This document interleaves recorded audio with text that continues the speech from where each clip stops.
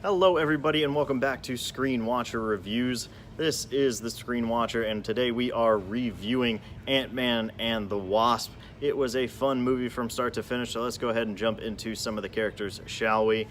We have a ton of reprisals from the first Ant-Man, which I always love. We have Paul Rudd, we have Evangeline Lilly, we have Michael Douglas. Those were the big three from the first movie. They all reprised their roles as Scott Lang, Hope, and Hank Pym.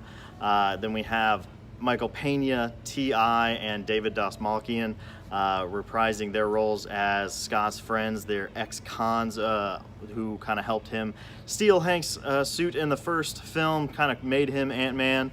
And then you had Judy Greer, Bobby Cannavale, and Abby Ryder-Fortson, who plays Cassie, Scott's daughter.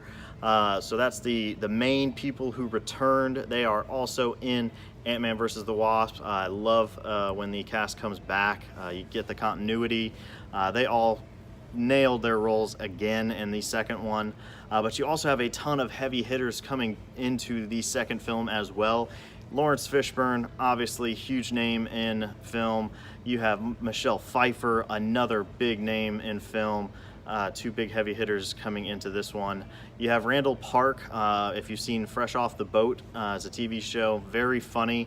He brings a ton of comedic chops to the film. I enjoyed a lot of his scenes throughout the film. You have Walter Goggins added to the cast as well. A lot of Tarantino movies he was in. A lot of other things he's done, both on TV and in movies.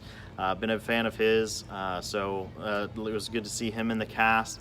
And then the person in the white suit in the trailer who plays Ghost, very dynamic character, very well done. I've not seen her in a lot of things, but Hannah John Kamen did a very good job. So big cast, big list of stars. Sometimes that works, sometimes it doesn't. In this case, it did.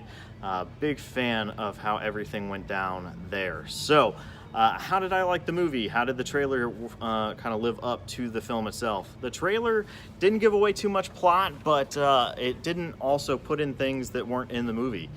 So I really enjoyed that. You know, it did show how Scott Lang was under house arrest, and that's why he wasn't in Avengers Infinity Wars. It also, you know, kind of showed some really sweet sides of things, which we really needed after Avengers Infinity Wars. That was kind of a heavy movie. This being one of the few movies between Avengers 3 and Avengers 4. So we just came off of that slugfest of Avengers, and this was a kind of nice reprieve where we have some sweet things, we have some funny things, but still a good amount of action.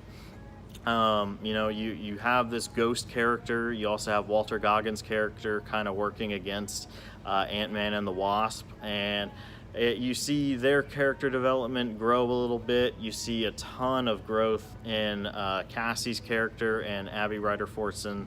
For being a young actress, she does a phenomenal job. I always love it when kid actors or young actors do a great job, so I always give them props when props are due.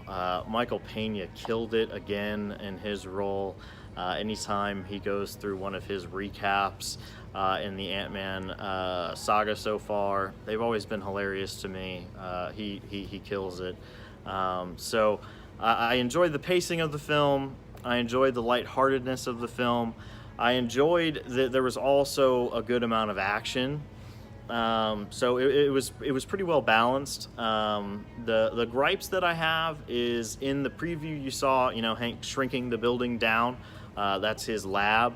There is a lot of shrink down the lab, move it over here, build the lab back up, go inside the lab. Oh no, something's happening. We got to get out, shrink the lab, and then put it over here, and then build the lab back up. So they kind of shrink and grow and go inside and come out and shrink and grow and go. There's a lot of that. So that's the only gripe that I really have with the film. Other than that, I really enjoyed it. Again, lighthearted after that slugfest of Avengers, but still a good superhero movie, but just a good movie in general.